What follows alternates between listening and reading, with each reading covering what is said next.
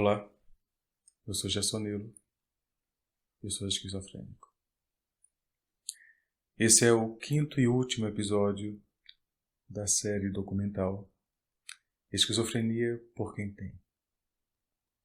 Nesse episódio eu venho falar sobre alguns tópicos que acho importante que sejam tratados neste documentário e esses tópicos eles revelam o motivo que me levou a fazer esse documentário.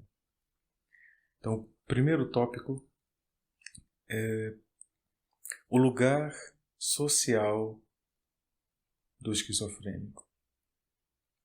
Então, pensei um pouco comigo mesmo sobre qual seria a natureza do tratamento da esquizofrenia. Quais as peculiaridades que esse tratamento tem e quais peculiaridades esse tratamento teve ao longo do tempo, ao longo da história da raça humana. Então, pensei um pouco sobre como seria o tratamento de um esquizofrênico na Idade da Pedra, por exemplo.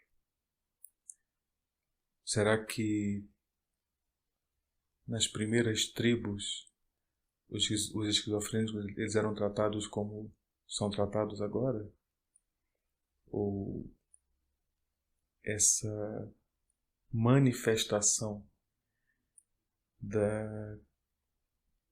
dessa característica tão humana que é, no meu ponto de vista, a esquizofrenia, tivesse um lugar diferente?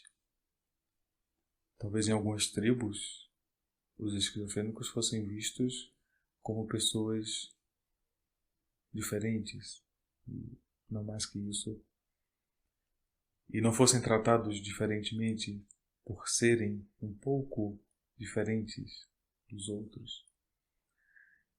Talvez eu esteja sendo leigo e, em verdade, na maioria dos casos, a esquizofrenia ela era passiva de isolamento. Como foram os primeiros registros modernos da esquizofrenia.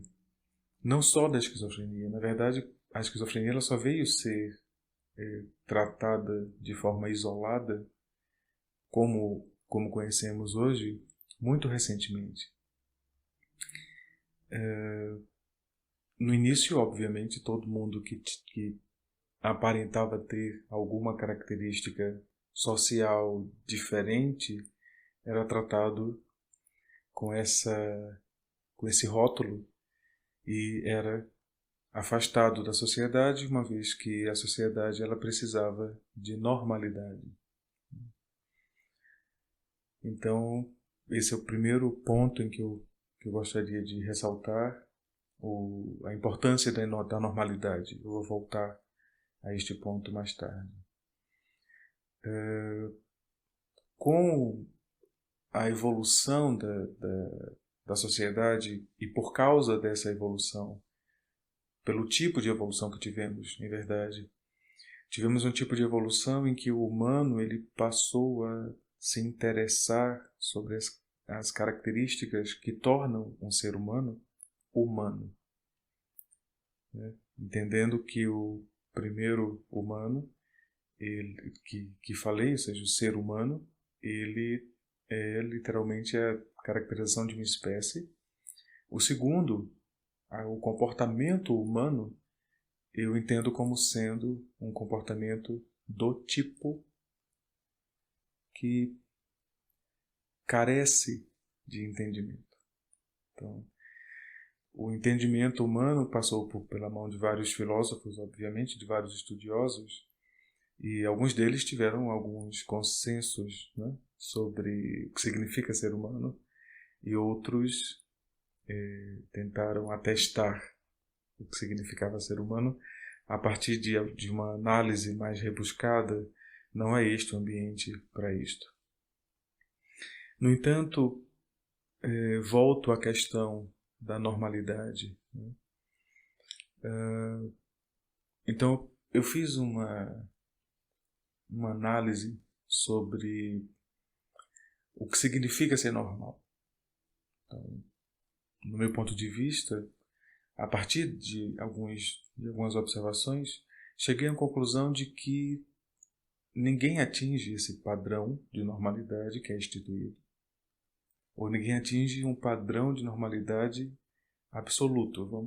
Vamos deixar dessa maneira. Então existe uma escala de normalidade, e o que a grande maioria das pessoas consegue atingir chamamos de normalidade. Essa escala não é a escala absoluta, é uma escala intermediária, muito provavelmente. E o que me chama a atenção é que, mesmo estando muito longe dos quadros de normalidade, a maioria das pessoas se considera normal, mesmo agindo com peculiaridades que tirariam elas desse espectro de normalidade que é instituído pela sociedade. Então, o primeiro conceito de normalidade, ele é imposto, né? Nós concordamos com esse conceito, obviamente, aceitamos de forma rudimentar algumas características e outras não, mas vamos pagando o preço daquilo que não aceitamos e que não cumprimos, né? O tal contrato social. Nessa busca por entender a normalidade, pude observar que, para mim, como esquizofrênico, isso já foi dito em outros episódios, mas eu acho interessante deixar aqui registrado, a esquizofrenia, e vou falar logo mais sobre isso, ela é uma condição permanente que se instala, e a partir dali a pessoa esquizofrênica ela passa a conviver com o mundo a partir de um espectro esquizofrênico. Não tem mais como distinguir a visão ou a versão de mundo daquela pessoa a não ser por esse prisma. Então a normalidade, para mim, ela é diferente da normalidade para a maioria das pessoas. No entanto, o que eu busco e o que observo que funciona na maioria das vezes é encontrar um padrão de normalidade para pequenos grupos. Eu não tento rotular normalidade para o grande grupo social humano. Eu tento observar como se comportam as pessoas que estão em pequenos grupos, e a partir desse comportamento eu busco registros de normalidade. E nesse estudo que faço dos humanos, dos meus compatriotas humanos,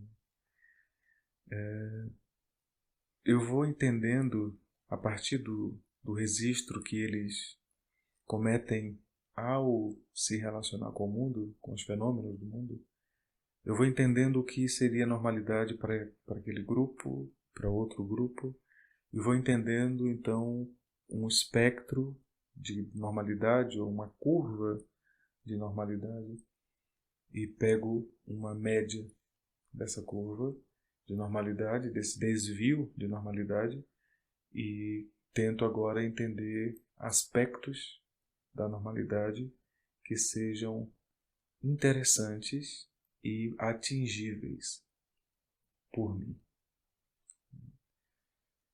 Então, o que eu faço é uma análise minha das minhas características principais e tento me colocar dentro dessa análise, observando quais aspectos de normalidade eu consigo atingir e quais não. E vou me adaptando para atingir também aqueles outros aspectos de normalidade que eu ainda não consegui atingir. Alguns aspectos eu nunca vou atingir, né? Tem questões da normalidade que elas são subjetivas. Então, como eu isolo os grupos, e é por causa da reação desses grupos aos fenômenos que para eles são normais, são fenômenos naturais, para mim podem não ser, né? Então, mesmo que eu consiga, por algum tempo, conviver com a normalidade de alguns grupos, eu não vou conseguir conviver com a normalidade de todos os grupos em um ambiente plural, né? Então, existe por aí, por causa disso, um registro e um espectro do que eu vou conseguir, do que, no meu ponto de vista, um esquizofrênico consegue atingir como padrão de normalidade. Existe um limite. Então, agora, um subtópico. A importância do sentido de normalidade para um esquizofrênico. Para uma pessoa que não é esquizofrênica e que não tem nenhum tipo de transtorno de realidade que afete a realidade, ser normal é equivalente a ser. Ela não precisa fazer ajustes durante o dia quanto ao que ela entende dos fenômenos que estão ocorrendo. As vozes das pessoas não mudam de escala ou de padrões. As estruturas elas não se deformam. A realidade ela não penetra em outras realidades. Então existe uma estrutura fixa. Os fenômenos eles são sempre postos para os espectralmente normais, dentro dessa escala que falei. A normalidade atinge um certo grupo de pessoas, que é a maioria das pessoas, com casualidade. Para um esquizofrênico, não. Existe a adaptabilidade, o potencial de adaptabilidade para que ele consiga se colocar naquele meio e ir gradativamente se adaptando ao ambiente. É necessário 2 esforços. Primeiro, vou me colocar obviamente como modelo, né? Então eu tenho que primeiro anular os eventos que estão vindo distorcidos daquele ambiente. Então eu preciso observar as vozes e anular os efeitos negativos das vozes, observar as cores e filtrar as cores e também as reações das pessoas, observar se elas estão mais agitadas, o motivo da agitação, ou se elas estão mais calmas, o motivo da calmaria, observar o que é que causou naquelas pessoas aquela expressão. E a partir daí eu vou filtrando a minha interpretação daquele ambiente para que ela se adeque à interpretação dos outros para aquele mesmo ambiente. E eu faço isso sempre para qualquer ambiente em que eu vá entrar, né? Então, a energia que se despende para que isso aconteça é muito grande, né? É necessário uma vontade muito grande de estar naquele ambiente para que eu consiga me manter naquele ambiente, uma vez lá. Mas, agora cito um dos motivos que me fez, que me levou a fazer esse documentário. É o que eu entendo como a responsabilidade compartilhada quanto à existência. Eu existo, eu estou no mundo, assim como qualquer outro humano está no mundo. Nós temos responsabilidades individuais e temos responsabilidades coletivas. Falo por mim e muito provavelmente por muitos outros que se encontram nessa mesma condição. ou em condição equivalente. Nós que sofremos da patologia fazemos todo um esforço para podermos conviver com os outros. Nós seguimos uma rotina rígida de restrições. Seguimos uma rotina medicamentosa que não é fácil. Os efeitos da medicação na rotina, eles são drásticos. Então, fazemos todo um esforço. Fazemos terapia, fazemos acompanhamento com o psiquiatra, fazemos autoanálise, nos ajustamos socialmente. E basta que uma pessoa que me encontre pelo mundo me desafie a realidade para que todo esse meu esforço seja em vão. Então eu comecei a observar que muitos dos encontros casuais que não deram certo porque a outra pessoa não estava comprometida com a saúde mental, vou assim dizer, dela. Ela não estava cuidando das questões dela, das questões existenciais, que para nós, esquizofrênicos, é uma rotina. Nós precisamos o tempo inteiro tratar sobre o que existe, o que não existe, o que é real, o que é delírio, onde estão as alucinações. Nós precisamos colocar tudo isso dentro de um espectro funcional. Por isso nós estamos sempre atentos. Isso não acontece, em geral, com as outras pessoas. Então, eu já falei brincando para um amigo que a gente faz terapia para lidar com as pessoas que não fazem. E isso, de uma forma geral, as pessoas que fazem terapia, genericamente, fazem terapia para poderem lidar melhor com as pessoas que não fazem terapia. Para o esquizofrênico é mais crônico. A gente faz terapia, faz tratamento, segue uma rotina disciplinar para que tudo funcione, para que a gente possa lidar com as questões existenciais não resolvidas das outras pessoas. E aí é onde entra isso que eu acho importante, do compartilhamento de responsabilidade quanto à questão humana. Eu preciso ser um humano responsável, mas eu preciso que o outro também seja um humano responsável, para que em nossa convivência nós tenhamos uma troca, uma permuta de responsabilidade. Então, eu não vou me sentir agredido se uma pessoa se aproximar de mim e tiver controle sobre suas próprias ações. E esse é um pedido mínimo, né, de esforço que se pode pedir de outra pessoa.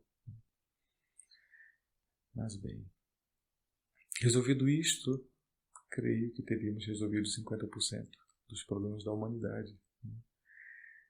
Quando as pessoas começarem a se interpretar melhor, eu acredito que elas vão começar a interpretar melhor o mundo onde elas estão.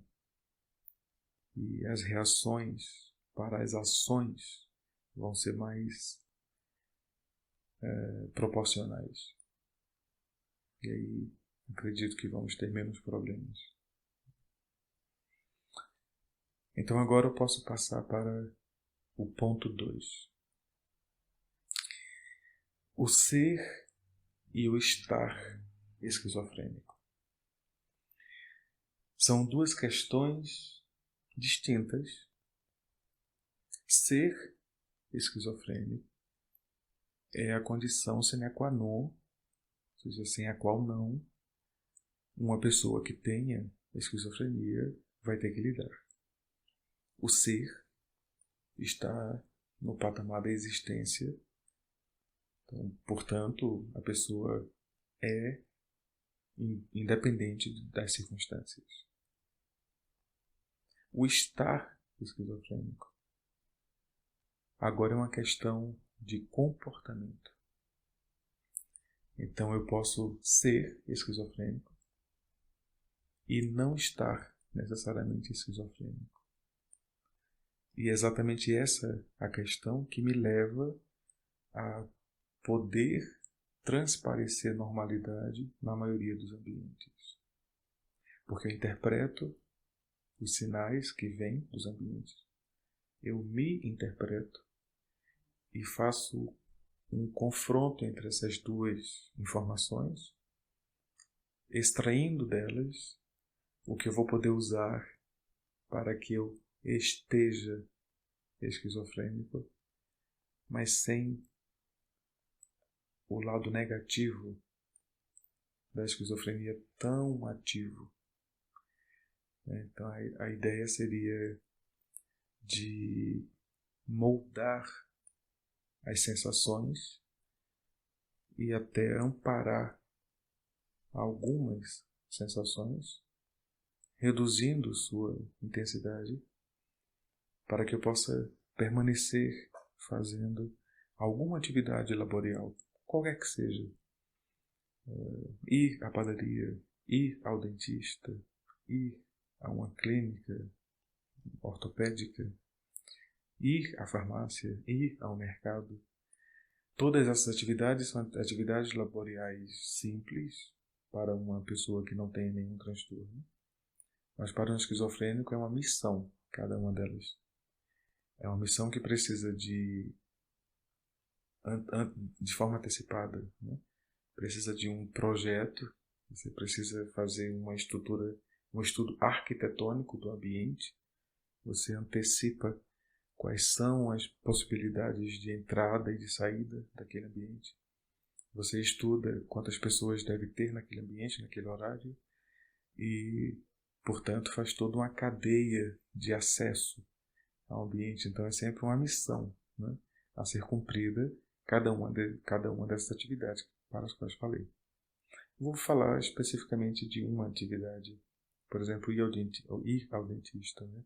Muitas pessoas não gostam de ir ao dentista por questões sensitivas, porque nós não gostamos de sentir dor e, devemos ser sinceros, alguns procedimentos são bastante dolorosos, mas no meu caso não é isto que me incomoda. Eu não sinto medo de ir ao dentista por causa da dor que possivelmente eu vou sentir, mas pelo fato de que é possível que ele esteja instalando algum sistema ou alterando algum sistema de monitoramento. Então ir ao dentista para mim é uma questão de acessar um tipo de realidade que eu não quero acessar.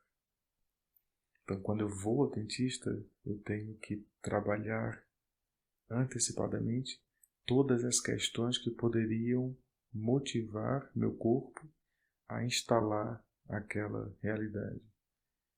Então, portanto, e aí faço agora um adendo levando a questão da responsabilidade compartilhada não só para outros indivíduos sociais sem funções específicas, mas agora para o indivíduo social com função específica.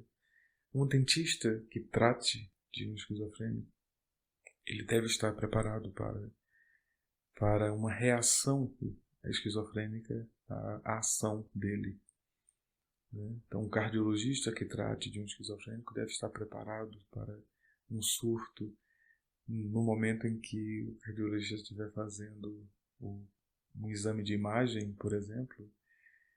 O esquizofrênico pode interpretar, e assim o fiz, que o cardiologista está ali monitorando o, o seu, seus equipamentos que corresponderiam a um coração, ou ele está moldando um coração naquele momento. Entende? Essa foi uma das reações que eu tive na primeira vez que o cardiologista, o meu atual cardiologista, fez um exame de imagem.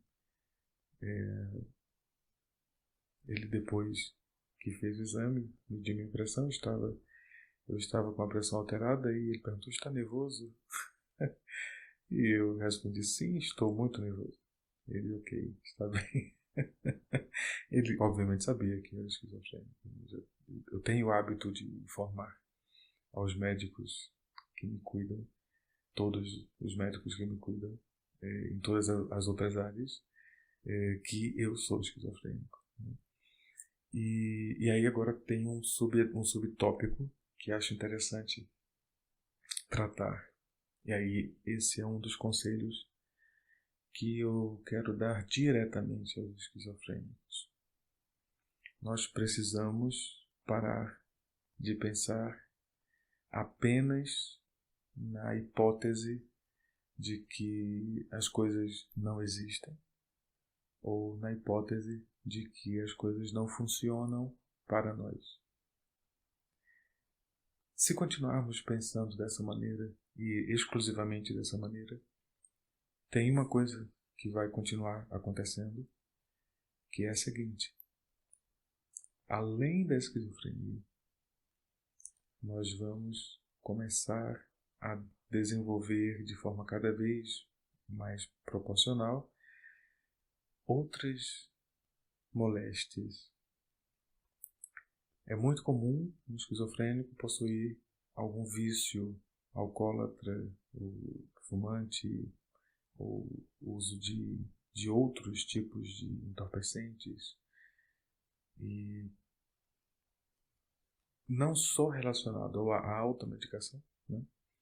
Mas também relacionado ao fato de que é necessário, em alguma escala dimensional, reduzir o efeito de tudo isso para que possamos ser humanos, entendendo alguma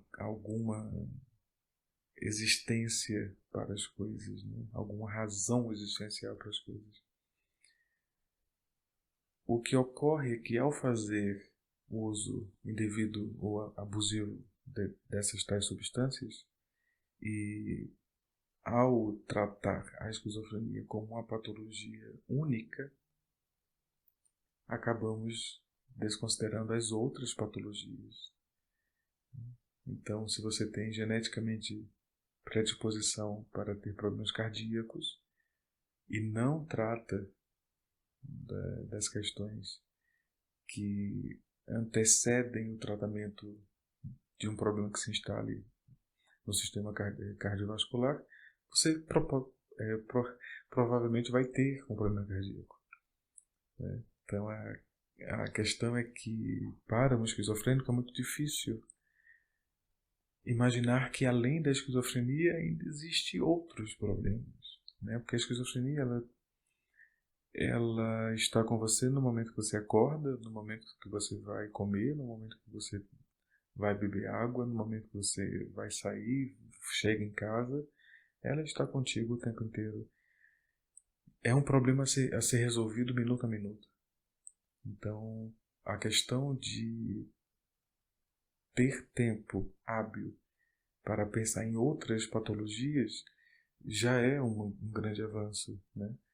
Então, é muito importante que quem conviva com o esquizofrênico fique atento não só à esquizofrenia, mas às outras patologias que são tão graves quanto, e que, de uma forma desproporcional, matam muito mais esquizofrênicos do que não esquizofrênicos, né?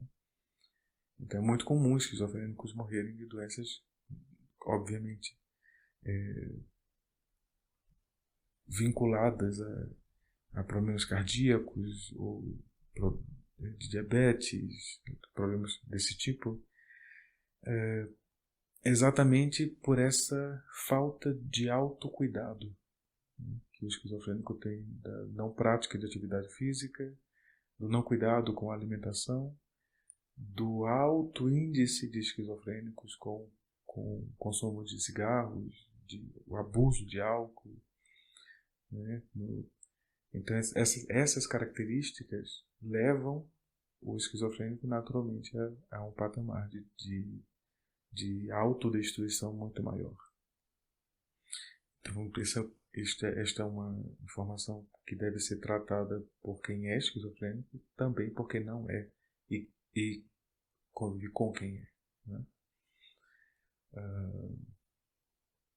Pois bem, então já comecei, na verdade, o tópico 3, que seriam alguns conselhos que eu gostaria de dar para quem é esquizofrênico e que está começando a lidar com a esquizofrenia.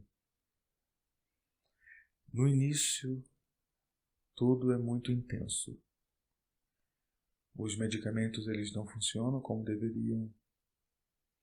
O tratamento, a psicanálise, a terapia não funcionam como deveria. A ida ao psiquiatra parece ser o fim dos tempos, mas vale a pena. Vale a pena continuar.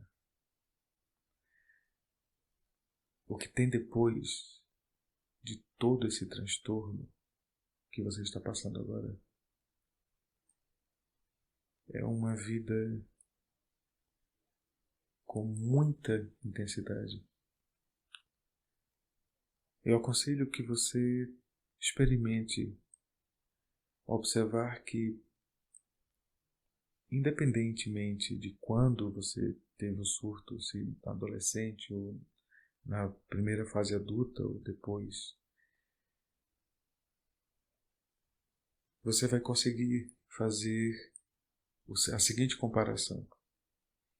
Observar que nos momentos em que você foi feliz, você foi muito mais feliz do que as pessoas que estavam à sua volta.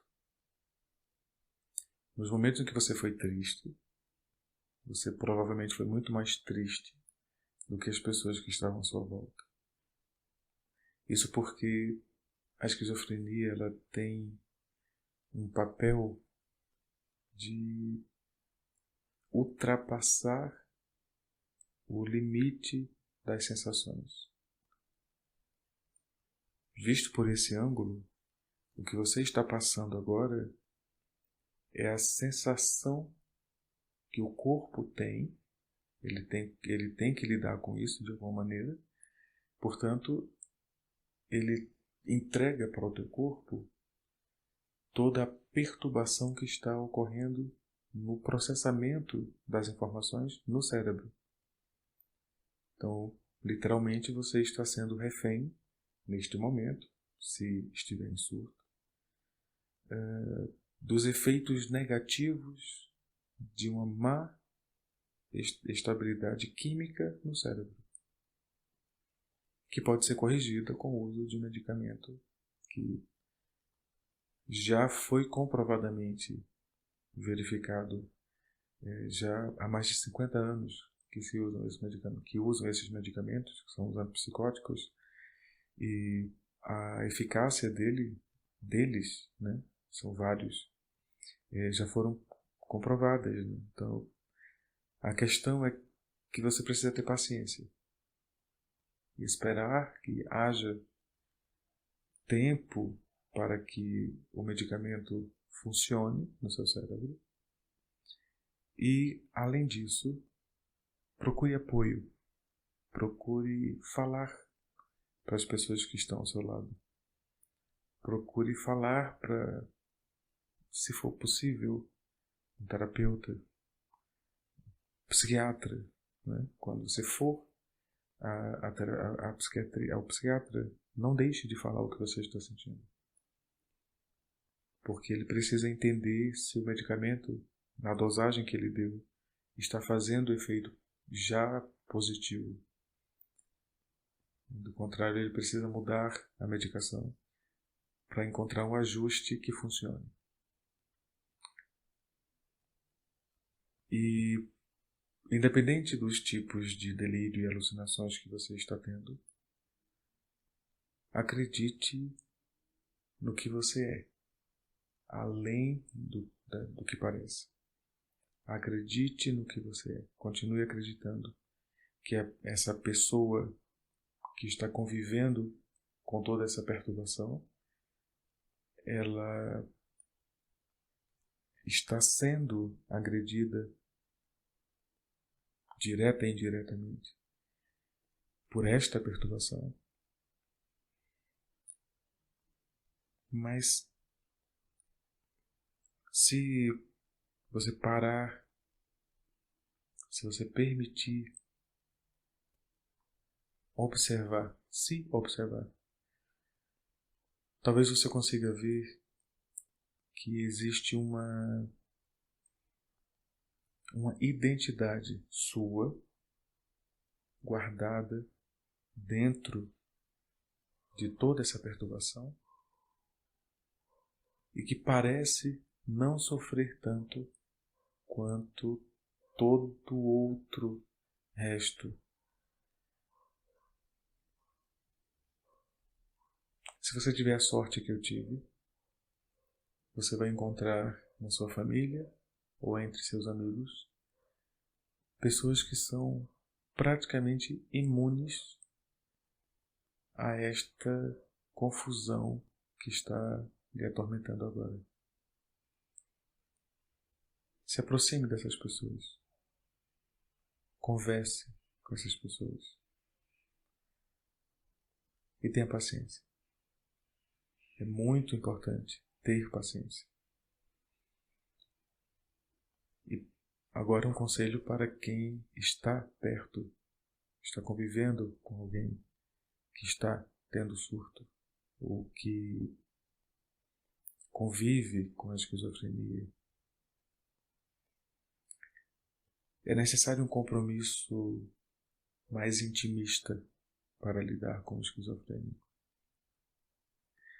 Mas é necessário também, além desse compromisso, um autocuidado.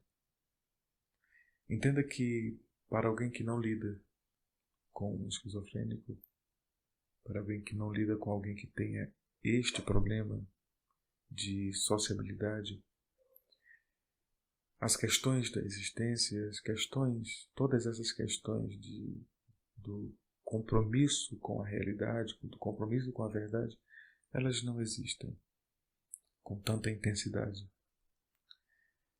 Então, o desgaste das relações de alguém que não é esquizofrênico ou com alguém que é esquizofrênico, ele existe e deve ser tratado com o respeito mútuo e com a troca de responsabilidade. Você que é esquizofrênico é responsável pelo seu bem-estar, mas também é responsável pelo bem-estar das pessoas que estão próximas de você. Você que não é esquizofrênico é responsável pelo seu bem-estar, mas também é responsável pelo bem-estar de quem é esquizofrênico. Existem palavras que você não deve falar, existem gestos que você não deve fazer, existem distâncias que você precisa respeitar, compromissos que você precisa respeitar, e toda essa dimensão social é diferente. Então é necessário haver uma adaptação para a convivência com o esquizofrênico. Genericamente, os esquizofrênicos eles se isolam. Né? Ocorreu parcialmente isso comigo. Comparado a como eu vivia há 10 anos atrás, hoje eu frequento pouquíssimos ambientes e convivo com pouquíssimas pessoas. Eu não fui expulso de ambientes, eu não fui exposto à radiação social, não foi nada disso. Eu simplesmente encontrei um nirvana em alguns ambientes e por menos força de confronto, eu preferi ser feliz nesses ambientes, preferi ser feliz em menos ambientes, do que ser feliz como resposta às questões sociais como um todo, né? Eu não estou preocupado se as pessoas acham que eu sou feliz ou não. Eu estou preocupado em ser feliz. E eu estou trabalhando para eu ser feliz.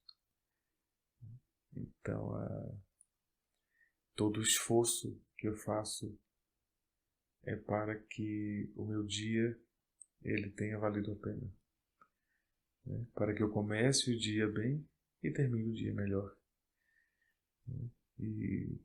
E vou vivendo um dia por vez. Este talvez seja uma outra meta, né, a ser cumprida. Viver um dia por vez. Então, essas foram as razões que me levaram a fazer esse documentário. Achava importante compartilhar com outras pessoas as experiências que eu vivi e também achei importante criar um ambiente onde essas questões fossem discutidas. Acho de grande relevância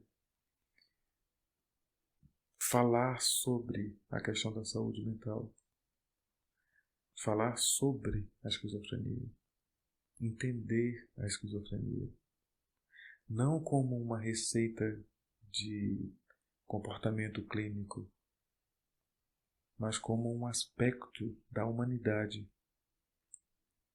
A esquizofrenia atinge os humanos, atinge humanos. Então é um humano que é esquizofrênico. Portanto, é uma resposta humana ser esquizofrênico. Nos adequamos por motivos óbvios. É mais natural agir e reagir e sentir o mundo com suavidade do que com intensidade o tempo inteiro. Por isso o tratamento, por isso a adequação a aspectos de comportamento normais. Por isso a importância da referência para o comportamento normal. Por isso a importância do cuidado contínuo, diário, não só de quem é esquizofrênico, como também dos que não são esquizofrênicos.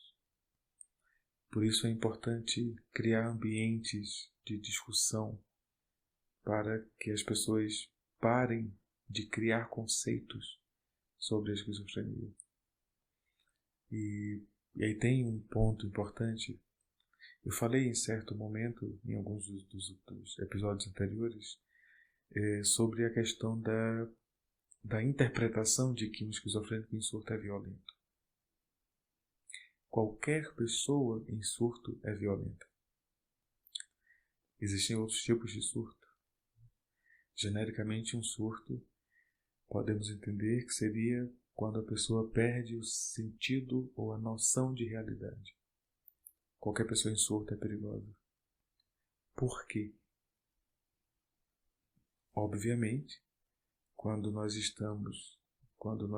delimitamos o que é normal, nós delimitamos o conjunto de comportamentos que estão relacionados a como o nosso corpo reage às emoções. Então, alguém que não está em surto, ele tecnicamente estaria em contato com suas emoções de uma maneira casual, de uma maneira sob controle, vou deixar assim. Então, é como se houvesse uma sintonia e você tivesse como perceber o que você está ouvindo sem se alertar com o que está ouvindo. Você está vendo e não está se alertando com o que está vendo. Você consegue entender os fenômenos muito próximo de como eles são. Qualquer pessoa em surto, ela tem alterações visuais, auditivas, sensitivas. Então, não só surtos esquizofrênicos, mas surtos, genericamente, levam o indivíduo a um tipo de realidade diferente e distópica daquela realidade que chamamos de normal. Portanto, o tratamento de alguém que está em surto deve ser entendido de uma maneira cautelar. Significa agir com cautela. Movimentos mínimos, a voz suave, manter-se a uma certa distância até que o indivíduo em surto permita que você se aproxime. E o que esperar de um esquizofrênico em surto? Desordem. Desordem mental. Desordem de comportamento. Uma reação exagerada a ações mínimas, inclusive. Você pode falar para ele e ele te responde grosseiramente, ou você pode falar para ele e ele não te responde. Várias coisas podem acontecer quando alguém que não está em surto se comunica com alguém que está em surto, porque são duas frequências completamente distintas. Então devemos entender que qualquer pessoa em surto é uma pessoa sensível às reações. Portanto, o pensamento de que um esquizofrênico em surto é violento, ele é uma interpretação social sobre a esquizofrenia. O esquizofrênico ele não está permanentemente em surto. Ele tem episódios de surto. Então, dos 100 dias em que ele que não está em surto, ele pode ter 1 hora de surto. E naquela 1 hora de surto, ele se desconecta da realidade e essa desconexão pode fazer ele ficar sensível a certas ações. Mas essa é uma peculiaridade da esquizofrenia e o que devemos entender, portanto, é que o esquizofrênico ele é reativo.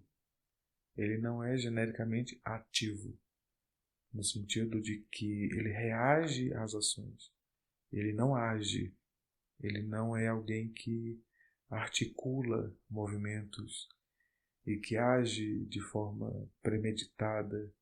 Eu não consigo conceber um esquizofrênico agindo de forma premeditada. Vamos imaginar um cenário. Suponha que um esquizofrênico vai cometer um crime, ok?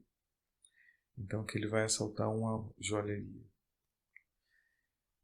Ele vai ter que criar um sistema dentro dele que ignore que existem câmeras de vigilância. Só que lembra que um esquizofrênico, paranoide, por exemplo, ele imagina que todas as câmeras estão gravando ele o tempo inteiro. E que todas as pessoas que têm acesso a ele ou não sabem o que ele está pensando o tempo inteiro. Então aquele plano que ele fez de assaltar a joalheria é um plano que todo mundo conhece, inclusive as pessoas que tratam, que cuidam da joalheria.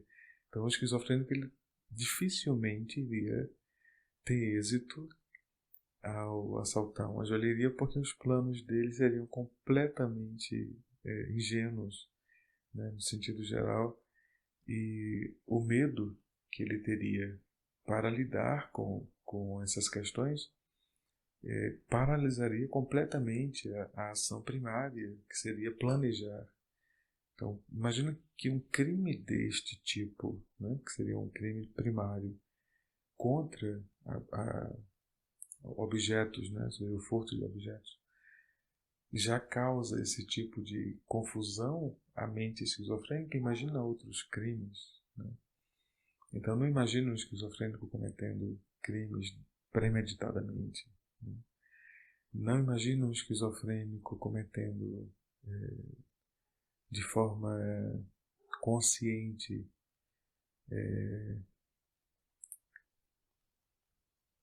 agressões, né, verbais ou físicas, sem um motivo claro, né? Porque o que estamos acostumados é a observar os motivos de pessoas não esquizofrênicas. Então, a ação e reação está pautada naquele tipo de cenário.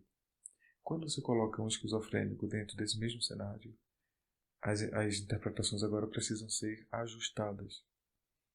Então, agora, para esse ajuste, aquela pessoa reage diante daquele cenário com um outro tipo de comportamento. E a discussão sobre a esquizofrenia também passa sobre essa questão do conceito de que todo esquizofrênico é violento. E essa é a interpretação que tem que ser ajustada e menos disseminada na sociedade. É como se, eu brinco com o meu psiquiatra, é como se todo mundo que tem algum problema de saúde mental fosse tratado por uma sociedade secreta, que são os psiquiatras, e, portanto, existe um clã secreto de pessoas que têm problemas mentais e que não podem falar sobre eles, e dos psiquiatras que cuidam dessas pessoas e que não podem também falar sobre aqueles assuntos. Então, são dois problemas a serem tratados, né? Então, primeiro, a saúde mental ela é tão importante quanto a saúde física, faz parte da saúde física, né? E os psiquiatras não fazem parte de uma seita misteriosa. Tá? Se você quiser ter acesso a um psiquiatra, você procura algum que esteja disponível e pode ir lá conversar com ele sobre suas questões. Eles não fazem parte de uma seita misteriosa, secreta, né? E fazer terapia é uma boa saída quando você está com problemas e as pessoas que estão à sua volta não conseguem entender os seus problemas, porque elas talvez estejam mergulhadas em problemas da mesma natureza. Talvez aquelas pessoas que estejam próximas de você talvez não consigam entender o que você está falando pela linguagem que você está usando. Um terapeuta, um psicólogo, eles são pessoas treinadas para ouvir.